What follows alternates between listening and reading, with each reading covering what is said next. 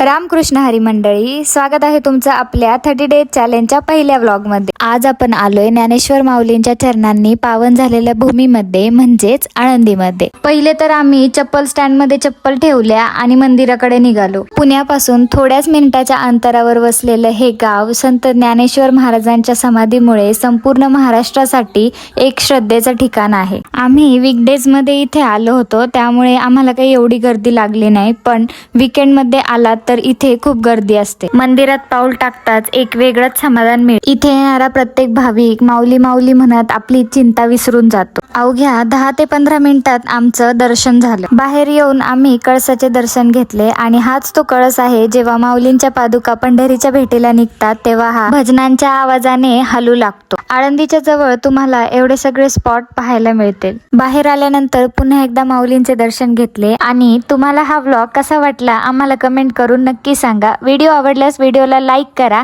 आणि असेच नवीन नवीन व्हिडिओ पाहण्यासाठी आपल्या चॅनलला लगेचच सबस्क्राईब करा। तोपर्यंत रामकृष्ण हरी।